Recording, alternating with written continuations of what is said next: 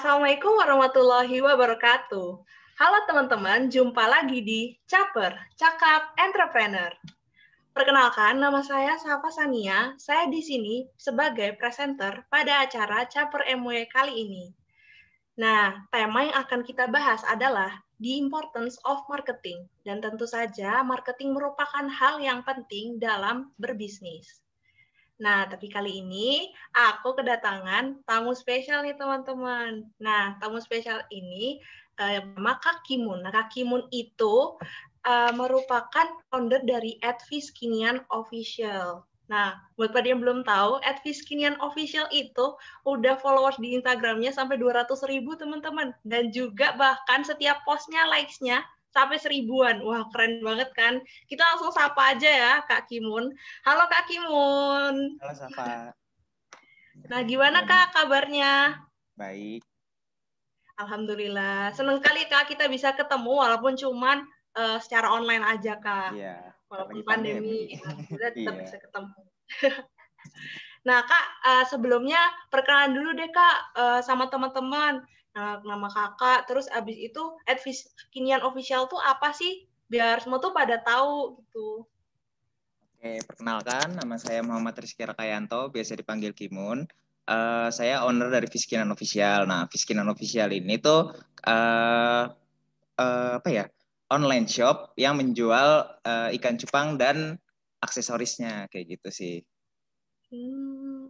Nah, Oke, mantap Kak. Nah teman-teman kan udah pada kenalan, langsung aja kita masuk ke pertanyaan pertama.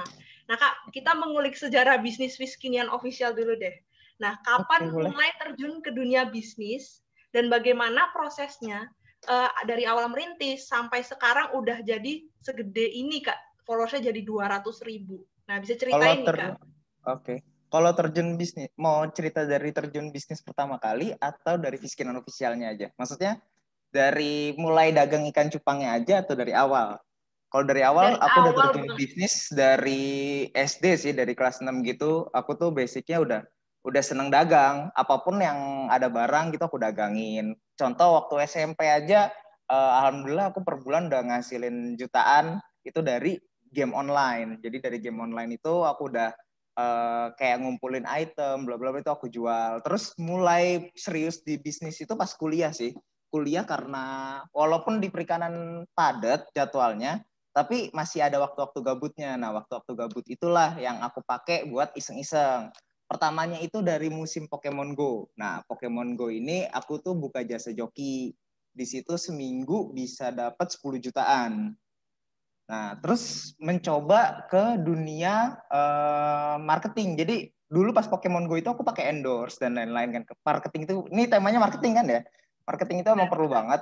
Jadi dari Pokemon Go itu kenapa aku bisa ngasilin puluhan juta dalam waktu 1 minggu aja? Itu karena aku melakukan endorsement.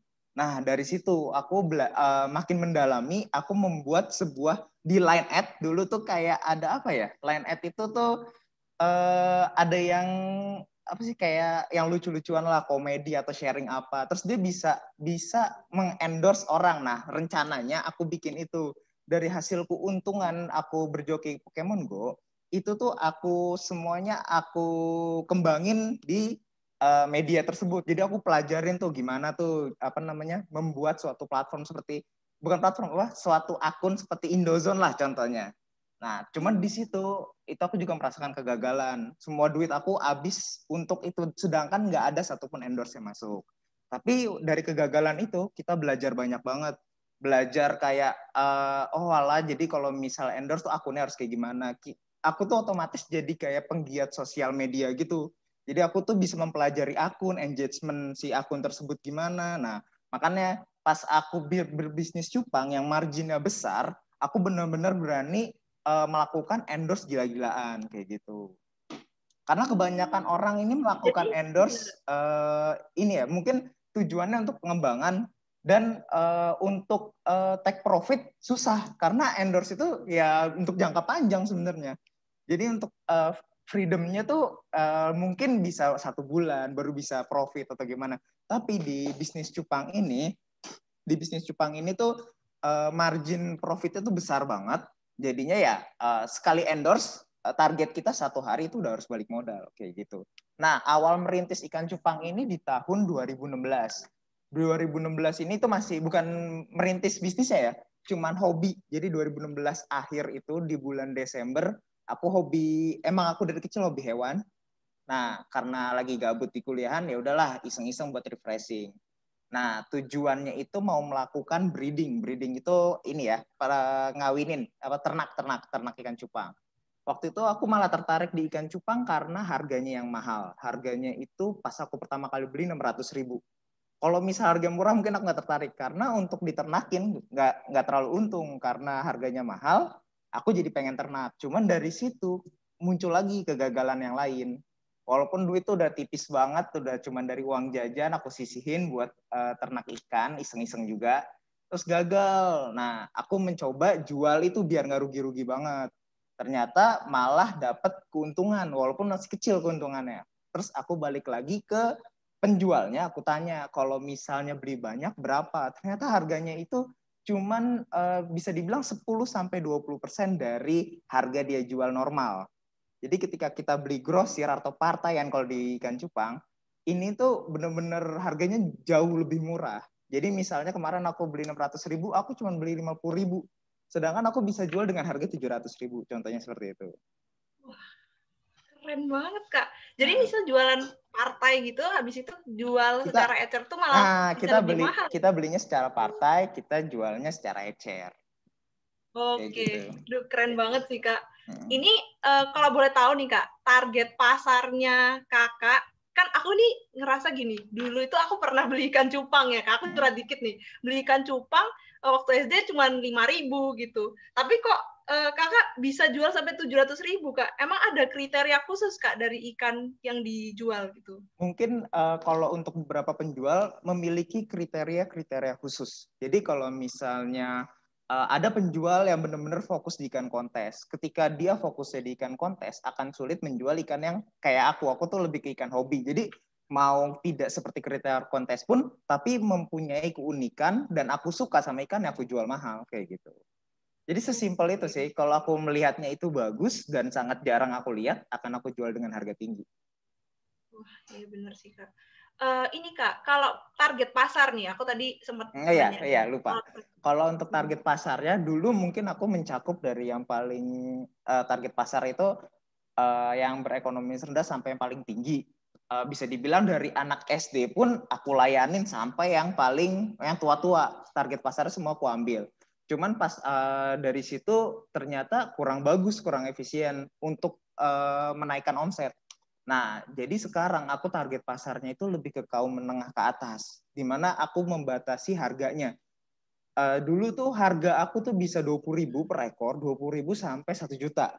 Dan sekarang aku udah merubah harga minimal ikan di Fiskinian itu di 100.000 sampai sekarang tertinggi laku di 15. Wah, per ekor 15 juta, duh.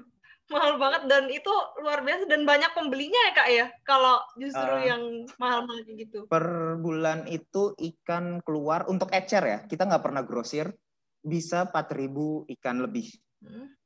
4.000 sampai 5.000 ikan keluar. Wah. Dengan harga minimalnya 100.000 sampai 15 juta. Aduh, luar biasa itu keuntungannya Kak. Berapa itu Kak per bulan? Untuk per bulan omsetnya itu yang bulan kemarin ya, itu aku masih di 2 platform itu, di TikTok dan di YouTube. Untuk omsetnya tembus 625 juta. Itu masih belum akun-akunku yang ada yang, kan akunku banyak ya. Jadi ada yang postingan, ada yang dilelang, ada yang story. Ini baru di TikTok sama YouTube. Dan bulan ini aku udah nambah tim lagi untuk pengembangan. Jadi di tahun ini targetku omset sampai 1 miliar. Omset sampai 1 miliar. Karena dagang cupang aja ya. Padahal dulunya itu apa ya, di kampus itu ya anggapannya kayak nggak ada yang percaya dengan bisnis cupang ini, kayak ya lu ngapain sih jual ikan gocengan, ngambil juga dari pasar harga 10.000 jual 100. Kan aku di situ udah ngelihat prospek ke depannya gimana dengan cara marketing yang udah aku dalemin sebelumnya kayak gitu. Oke, nah ini nih Kak, membahas tentang marketing. Pasti udah pada kepo, waduh, omsetnya udah gede banget. Iya, Nah, gimana harus Kak ditunjukin cara dulu biar pada ini ya. Biar pada tensionnya ketarik. Sumpah Kak, aku tuh kayak, wih keren banget sih. Ini gimana nih Kak, cara pemasaran produknya? Tapi gini, aku tuh pingin tahu produk strategi marketing yang digunakan waktu awal merintis sampai strategi marketing yang digunakan sekarang gitu. Kan pasti berbeda Nah, dong Kak, dari yang awal merintis sampai yang sekarang. kalau untuk secara teori, ini aku disclaimer dulu ya. Aku bener-bener gak pernah mempelajari teori marketing. Ini tuh semuanya dari pengalaman aja, dari kegagalan dan semuanya. Ya, ada salah satu contoh ya, mungkin yang bisa aku kasih tahu ya.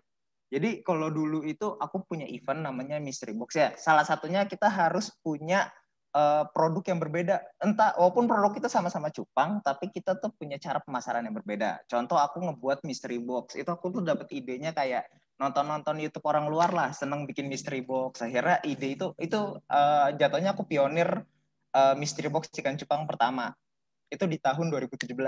Nah, dulu cara marketingku ya cuman gitu aja, biasa-biasa aja, mungkin endorse bla bla bla. Nah, sekarang karena masanya udah banyak, aku juga pernah bisnis hijab. Nah, di hijab itu tuh cara marketingnya tuh unik gitu loh. Dia tuh ordernya kayak cuman open order cuma 1 menit ludes semua. Nah, kemarin baru banget aku terapin, alhamdulillah. Aku idealis ya, biar pada makin tertarik. Jadi cuman ada 100 box, tapi yang order itu mungkin sekitar 1.000 atau 2.000 box kemarin dalam waktu 1 menit. Aku bisa ngejual itu. Itu yang di mystery box-nya aja. Jadi pokoknya intinya kita tuh kalau di marketing jangan pelit untuk promosi. Kalau sekarang ini aku satu platform, jadi di IG itu aku udah budgeting marketing, biaya marketingnya itu sampai 50 juta per akun per bulan ya itu ya. Jadi kalau misalnya sekarang aku punya 3 akun, aku udah nyiapin budget marketing 150 juta. Itu pun nggak pernah habis sebenarnya. Soalnya ya kayak ya cuman endorse tuh udah kebanyakan banget. Sekarang pun untuk strategi marketing yang paling ampuh tuh di TikTok. Di TikTok itu tuh bener-bener kemarin videoku aku kayak posting gitu di Viskin Official Live TikToknya. Itu tembus view-nya 13 juta. Bayangin 13 juta itu aku mungkin harus endorse YouTube ngabisin ratusan juta. Tapi aku ditonton 13 juta. Pokoknya buat sekarang itu tuh nggak usah ngeluh. Kan kalau dulu aku selalu bilang promosi, promosi, promosi. Kalau sekarang itu kalian cukup kreatif. Kalian masuk ke industri TikTok mumpung masih sepi, maksudnya masih belum banyak lah, walaupun kelihatannya udah rame, tapi masih kesempatannya masih luas banget karena algoritma TikTok itu berbeda banget sama Instagram, sama YouTube. TikTok itu walaupun followers kita 0, bisa menyebarluaskan video-video kita asal engagement di video tersebut itu bagus. Jadi sistem algoritma TikTok ketika orang itu engage dengan video kita, dia akan makin menyebar kayak gitu. Jadi lumayan tuh buat yang punya bisnis terus nggak punya modal besar, kalian bisa masuk ke TikTok dan sekreatif mungkin di situ kalian tuangkan kreativitas kalian kayak gitu. Iya, jadi itu ya kayak pemasaran yang paling ngetren saat ini adalah pakai TikTok ya Kak ya? Betul, Iya, aku dan juga. kalau mau endorse juga di TikTok tuh harganya jauh lebih murah. Misalnya kita balik ya ke Instagram, dengan view 100.000, artis dengan view 100.000 saat endorse, itu mungkin kita ngeluarin biaya 5-10 juta. Di TikTok cukup dengan 50.000, biasanya influencer TikTok ini, itu views-nya tuh udah bagus-bagus banget. Tapi tergantung balik lagi ke produk kalian sih. Kalau untuk produk cupang ini ketika aku endorse mungkin ke influencer TikTok kecil yang budgetnya cuma 50.000, tapi video itu tembus 100-300 ribu viewers. Kayak gitu. Karena ke orang yang tepat ya Kak ya? Iya. Untuk Nah, disitulah kalian juga harus kayak, aku tuh sebelum masuk ke TikTok udah belajar dulu 2-3 bulan aku pelajarin algoritmanya. Jadi kayak, oh jadi kayak gini, kayak TikTok tuh gimana sih nyata beda dengan Instagram. Baru aku terjun buat akun TikTok. Di hari pertama followersku udah 20.000, hari ke-7 udah menyentuh 100.000. baru bikin itu Kak padahal. Iya. Ya pokoknya jangan asal ikut-ikutan sih. Kalian juga harus pelajarin dulu algoritmanya tuh kayak gimana. Terus baru Iya, terjun langsung eksekusi. waduh, keren sih Kak. Nah Kak, kan semua udah pakai TikTok nih. Tapi di sini ada kekurangan dong pasti. Nah, apa nih Kak kekurangan dari strategi pemasaran pakai TikTok ini Kak? Kekurangannya ya, kalau misal di Instagram itu nggak perlu ini ya, nggak perlu kreatif, kalian tinggal posting aja. Kalau di TikTok tuh kekurangannya waktu, yang harusnya aku tuh udah pasif aja, aku tuh udah nggak ngapa-ngapain, udah semuanya udah tim yang ngerjain. Nah, gara-gara TikTok ini yang bisa kreatif cuman aku, masih belum ada tim kreatifnya lagi. Nah ini negatifnya ya aku yang harus turun tangan buat video-video. Sisanya sih kayaknya nggak ada deh. Palingan kalau di aku sendiri negatifnya ya di TikTok untuk algoritmanya masih campur banget. Jadi dari yang anak kecil pun ada, yang rusuh pun ada semuanya. Benar-benar kesebar luas. Kayak gitu. Benefitnya berarti lebih banyak dong Kak untuk TikTok daripada jauh. Dibanding Instagram, dibanding YouTube, dibanding apa ya, aku udah main YouTube Ads, TikTok Ads, main Instagram Ads, itu kalau menurut aku TikTok yang paling efektif. Berarti bahkan IG Ads, paid promote, endorsement kalah Kak? Jadi masih TikTok. Beneran. Aku ngeluarin budget marketing waktu itu pernah IG Ads 1 juta per hari ya. Per hari 1 juta. YouTube Ads 10 juta per 3 hari. Itu kalah dengan video TikTok 1 biji. Itu followersku naiknya cepet banget. Udah TikTok followersnya naik, YouTube subscribernya naik, Instagram naik, semuanya. Bener-bener cuma dari TikTok aja dengan marketing gratis. Keren sih Kak. Nah, tapi aku ingin tanya nih Kak, semisal kira-kira TikTok ini booming selama pandemi ya Kak istilahnya. Nah, kira-kira ini efektifnya sampai kapan nih Kak untuk marketing? Kalau misalkan udah nggak, istilahnya udah masa new normal lah, ini kan udah peralihan pandemi ke new normal. Nah, kira-kira apakah promosi TikTok itu masih efektif atau enggak Kak? Jelas masih sangat efektif, justru karena udah kebiasaan orang dengan TikTok. Ini tuh bener-bener, saya yang dulunya seneng buka Instagram, bener-bener yang beda sendiri. Ngerasain, masalahnya pegawai-pegawaiku kan selalu aku pelajarin TikTok. Awal-awalnya mereka tuh bener-bener gak seneng, tapi aku wajibkan kayak pelajarin deh, biar bisa ikutin trennya kayak gitu. Nah, ternyata mereka sendiri yang bilang, baru banget kemarin bilang itu, bener ya Mas ya, pokoknya di Instagram udah jarang buka, lebih seneng buka TikTok, karena sekarang tuh ya lihat aja dari pertumbuhan perusahaan TikTok tuh bener-bener sangat pesat banget. Jadi kita nggak usah ragu, ini tuh bakal jadi trend center yang baru kayak gitu. Oke, bener sih Kak. Akhirnya orang-orang semua bahkan pakai TikTok, dari anak kecil, orang dewasa, remaja. Iya, semuanya. Iya, saya pakai TikTok juga. Nah, iya makanya. Banyak, soalnya sebenarnya saya tuh sebenarnya kurang suka ya sama TikTok. Dulu tuh anggapannya alay. Jadi tuh, tapi karena waktu itu Instagram bermasalah, jadi di Instagram itu nggak boleh jualan hewan. Jadi kita tuh kena ada ban, ya, Kak? kena pelanggaran. Ada. Jadi Instagram itu di peraturan yang untuk hewan bla bla bla. Dulu tuh boleh hewan hidup dijual. Sekarang pun hewan kurban dan lain-lain tuh nggak boleh dijual di Instagram. Mungkin gara-gara desakan para pecinta hewan di luar negeri, biasanya kayak gitu. Jadi kita kena imbasnya. Di situ jadi aku kayak ya udahlah, maksain aja ke TikTok gitu. Oke. Nah, Kak, sekarang aku mau tanya nih, apa pengaruh pandemi terhadap bisnis Fiskinian Official ini, Kak? Apa mungkin orang-orang makin turun views-nya, atau mungkin yang beli jadi makin dikit, atau gimana, Kak? Justru menurut aku di pandemi ini tuh bener-bener kalau untuk sektor hobi, aku kan punya bisnis-bisnis lain juga, itu tuh turun semua. Tapi kalau untuk di bisnis cupang ini, lagi up-upnya, karena apa ya, orang mencari hiburan. Selain itu, bisnis aku basicnya kan bener-bener online ya, marketingnya online semua. Nah, sedangkan orang-orang tuh di rumah dan pasti buka gadget dong. Itu bener-bener, kalau buat kalian yang baru ngerintis bisnis, bagus banget sebenarnya momen COVID ini. Bisnis online ya, bukan bisnis offline seperti kayak minuman. Itu aku bener-bener hancur semua bisnisku kalau yang offline. Kalau yang online, alhamdulillah naik. Oh, jadi semua bisnis Kakak kalau di pandemi ini malah makin naik ya, Kak? Viewers. Untuk yang online ya, nggak semua bisnisku. Yang bisnis offline-nya hancur. Oke, tapi ini semua pemasaran lewat TikTok. Kak, sekarang aku mau tanya, kalau misalkan memperbagus konten, itu juga perlu apa enggak, Kak, untuk ini ya untuk Di IG ya? IG-nya ya Untuk benar. IG feeds berarti ya? Itu benar-benar berpengaruh banget sih. Aku sampai nge-hire designer, jadi dia khusus foto-foto ikan dan nyediain konten.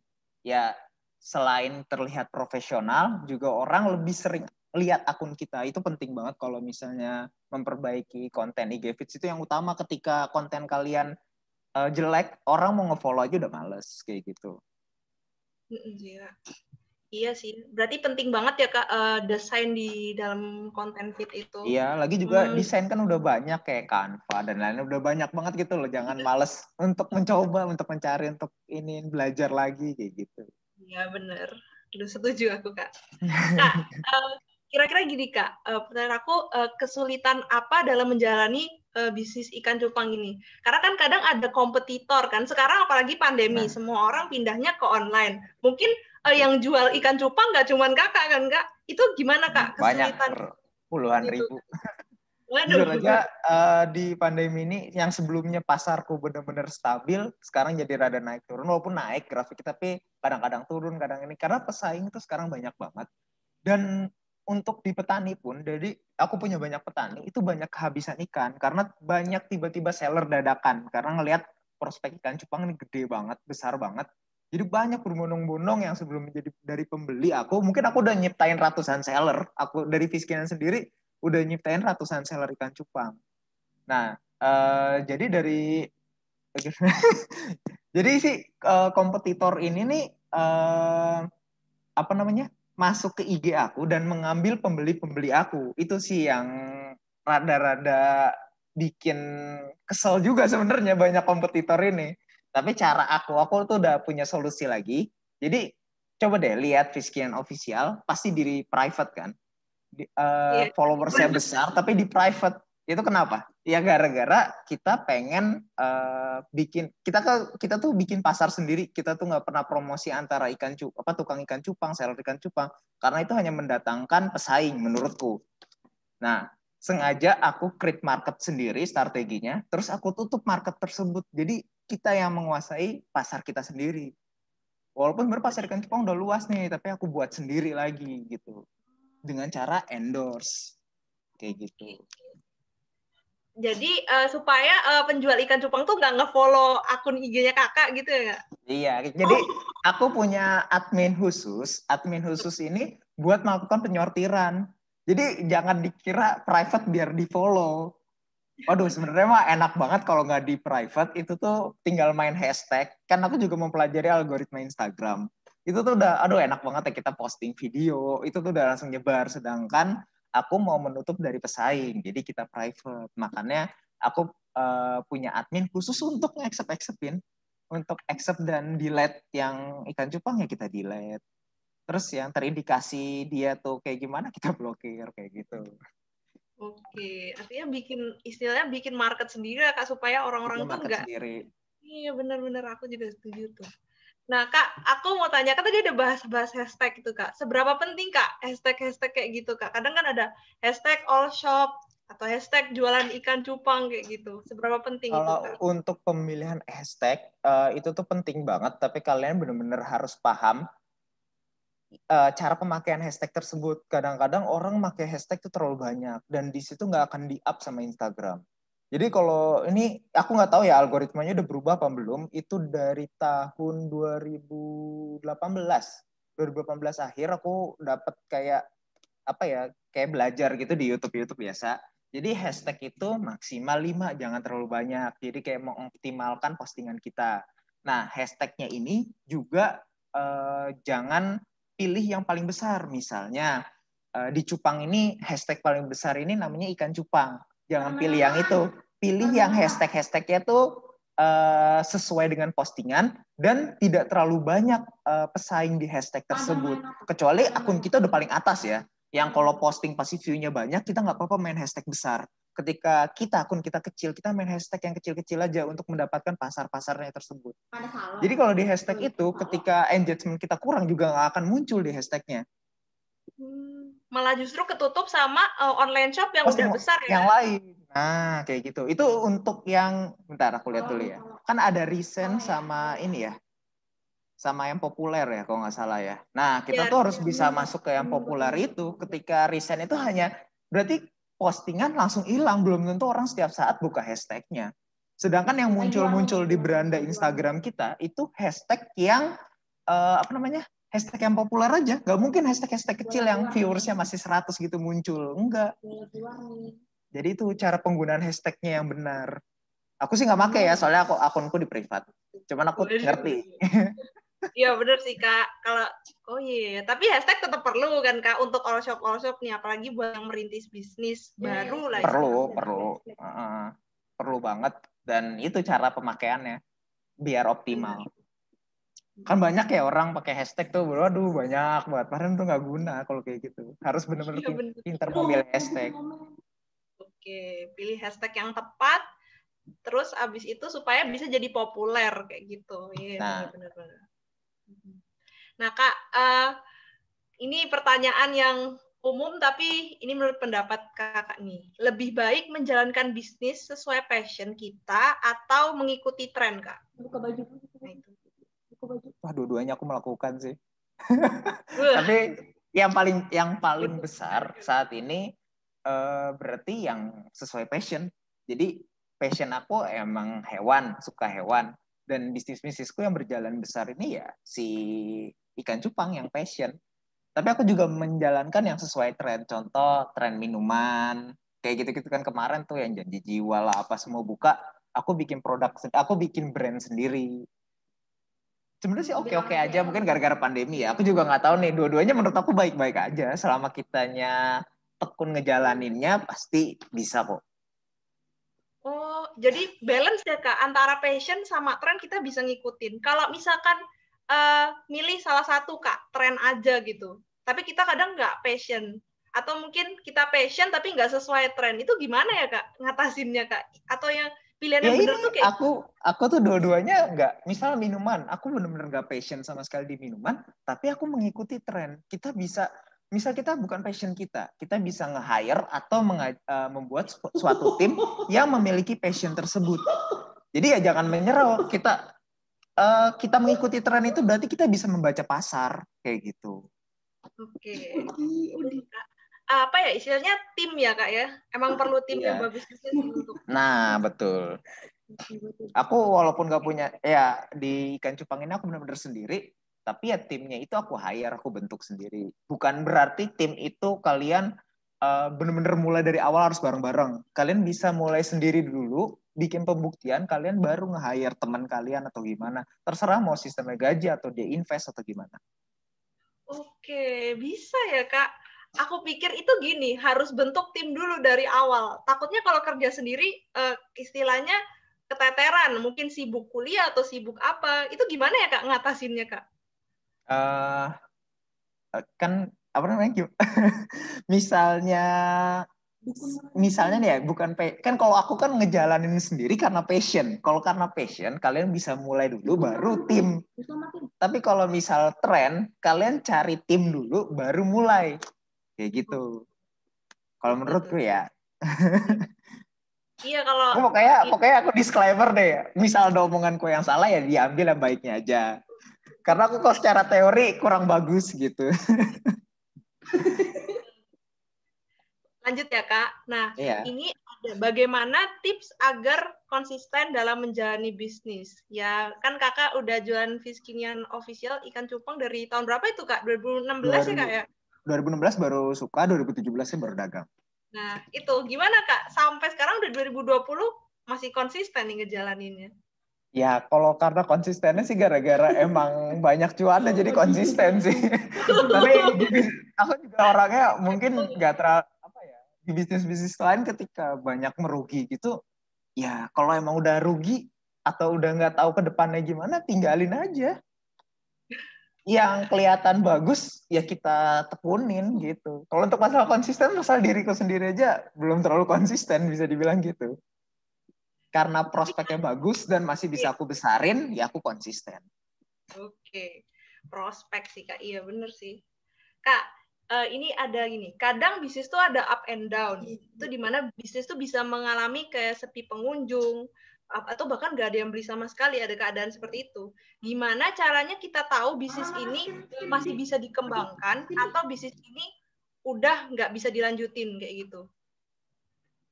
Bisnis ini bisa dikembangkan atau bisa dilanjutin, up and down ya. Atau nggak bisa Kalau dilanjutin? aku ngejelasinnya dari sisi Fiskinian aja ya.